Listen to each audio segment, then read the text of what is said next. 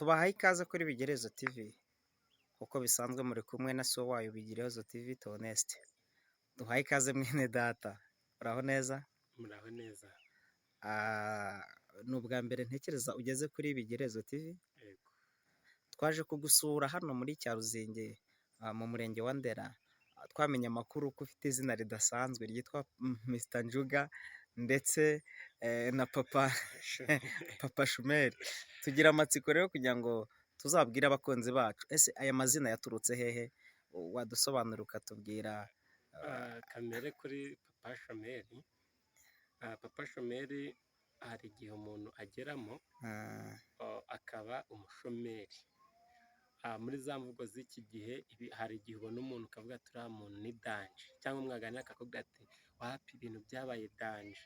Nanjye rero nari ndi muri icyo gika, nta kazi, nta hantu ho kuba, nambara umwenda umwe. Hanyuma hari umuntu twakundaga kugendana arambwira ati wabaye Papa Shumeri. Muri karitsiye ahantu ku Gasima hose akagenda avuga ati Papa Shumeri, uyu ni Papa Shumeri.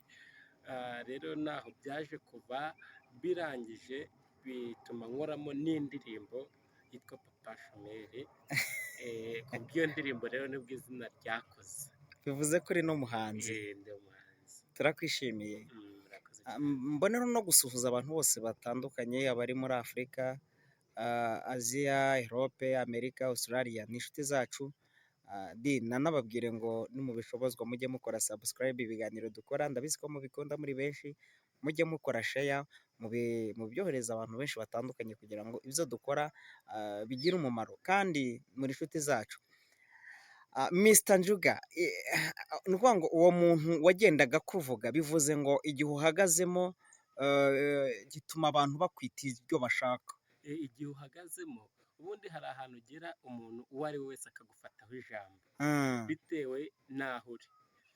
Hari umuntu uherutse kutubwira ngo Imana niguhishe, weho ntuzihishure, ahubwo uzategereze yo iguhishure, kuko niyo izaba yaguhishe. Niba na ngombwa ko bagusaba gutanga agatego, ntuzagatanga, ahubwo uzareka iyo Mana yaguhishe aba ariyo itanga agatego. Imana ishimwe. Hanyuma icyo gihe banyitaga Papa Shumeri, ubu ngubu duhuye wenda yabivuga kubera ko ari izina ry'indirimbo imaze kubakwa.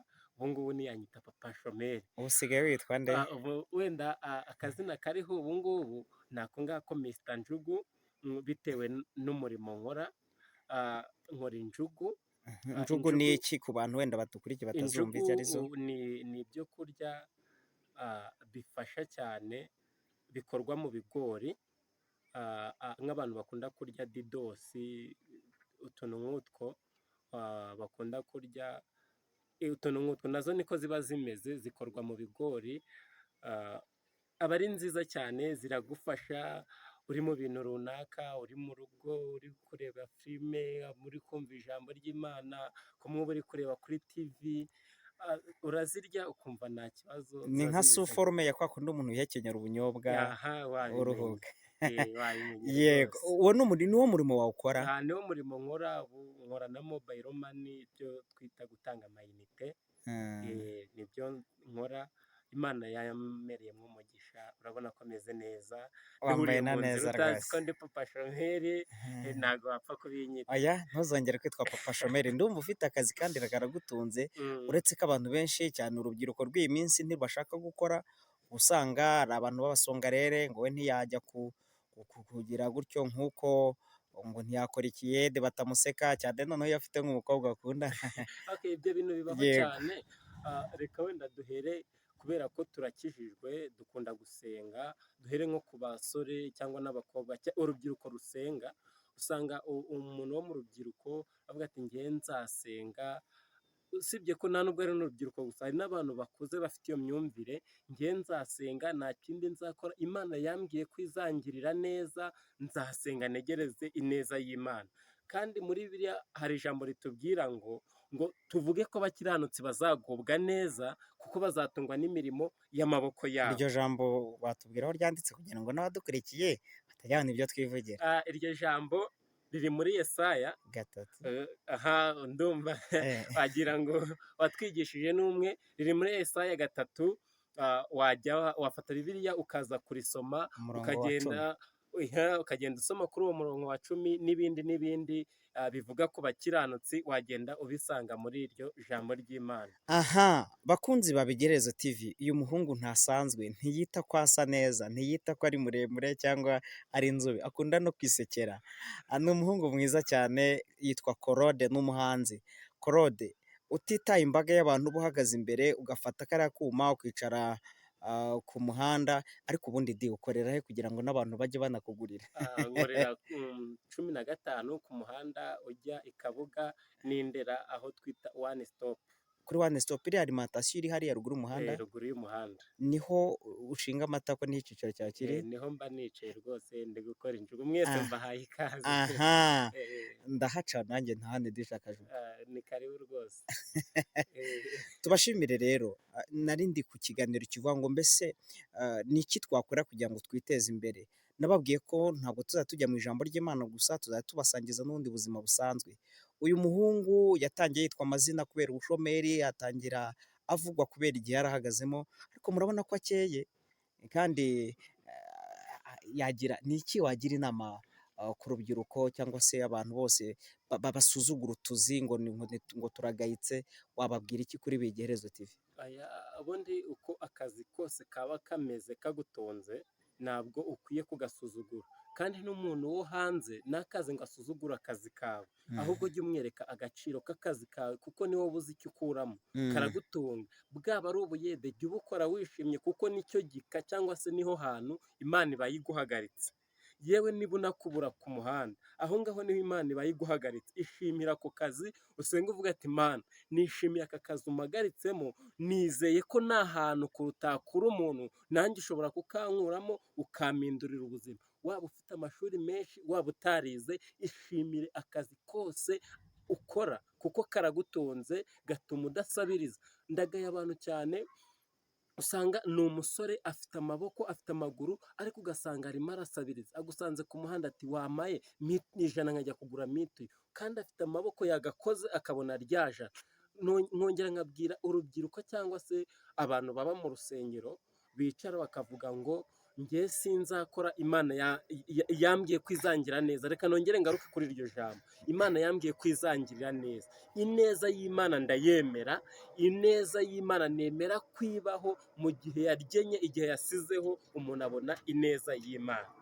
Ariko dukwiye gukora kugira ngo dukurikize ibya rya jambo rivuga ngo udakora ntakarye. Udakora ntakarye, cyangwa se tuba abakiranutsi ariko bagomba gutungwa n'imirimo y'amaboko yacu.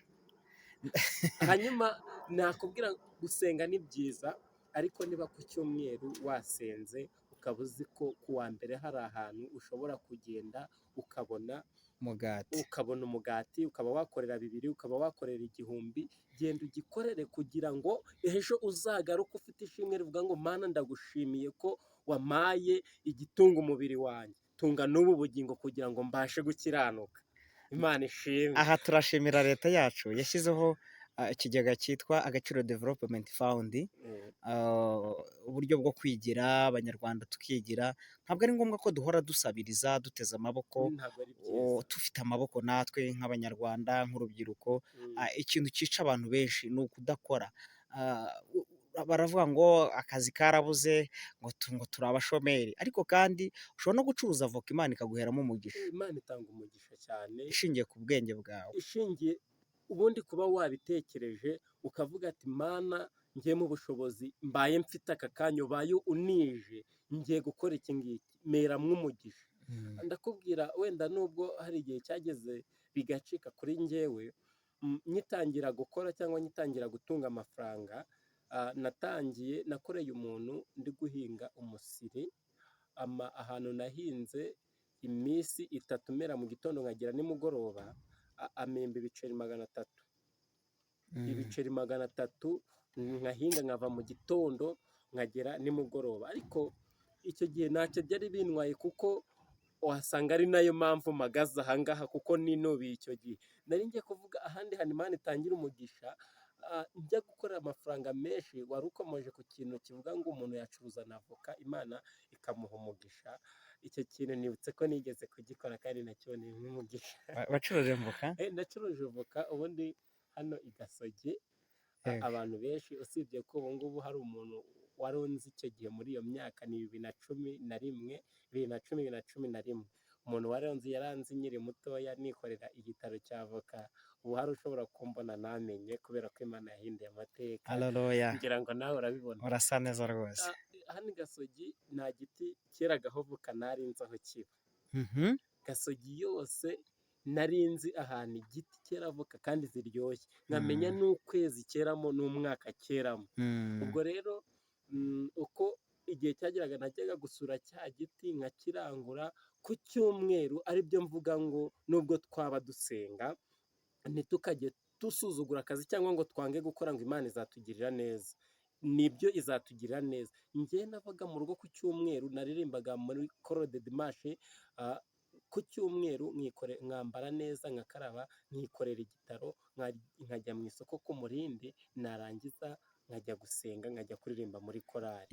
Aho rero naje kuboneramo umugisha, Imana imumugisha, ndakora ngura ikibanza mu karere ka Rwamagana. Ubu ufite ikibanza wakuye muri voka? Ikibanza nakuye muri voka, ubu ngubu agaciro gifite ntabwo nkavugiye hano, ariko ndabishimira Imana. Haleluya, ndabishimira Imana. Niyo mpamvu ijambo rivuga ngo nta hantu kure Imana itakura umuntu. Dushobora no kurangiza ikiganiro ndivuze inshuro zirenga 5 kuko ndabizi ko nta hantu kure Imana itakura umuntu. Ikintu dusabwa ni kimwe, reka nacyo nyivuge, dusabwa kwirinda tugakiranuka tugakorera Imana twejejwe. hari ikintu nakunganira, tugakoresha n'amaboko yacu. Reka tubashimire bantu bari badukurikiye. Uyu muhungu bitumye nshaka kuzagaruka nkafata ubuhamya bw'igice cya kabiri, akatubwira buryo ki Imana amuhaye icyo kibanza. Ndumva biteye amatsiko cyane. Nta kazi k'umunyagara kabaho. Kuri radiyo Rwanda habaho ikiganiro cyitwa Kazi ndi Kazi. Nanjye rero nka Bigerezo TV namanutse nza mu murenge wa Ndera, nabagiriye mu kagari ka Cyaruzinge, turaha i Gasogi, umuhungu witwa Claude bita Mr Njuga, kubera gucuruza injuga, kandi disi ni n'umuhanzi. Ariko waturirimbira akarimbo wenda gato cyane kugira ngo bumve umuntu Imana agiye neza n'ukuntu afite ijwi ryiza, hanyuma dusoze? Ntacyo bitwaye, wenda turirimba igitero kimwe gusa. ntacyo bitwaye, ndakabaririmbira wenda nk'indirimbo nahimbye ubwo bari bamaze kuvuga ngo shomeri shomeri, wenda twaririmbaho agace kamwe nta kibazo. ngo ninde wababwiye ko kugera kure ariko gupfa, ninde wababeshye ko impanuka zose zica, impanuka zose ntago zica, imwe iraguhitana, indi ikakumugaza, indi ikagukomeretsa, indi ikagusiga uri muzima, igusiga uri muzima, nuko Imana bikiguhetse igufiteho n'umugambi mwiza.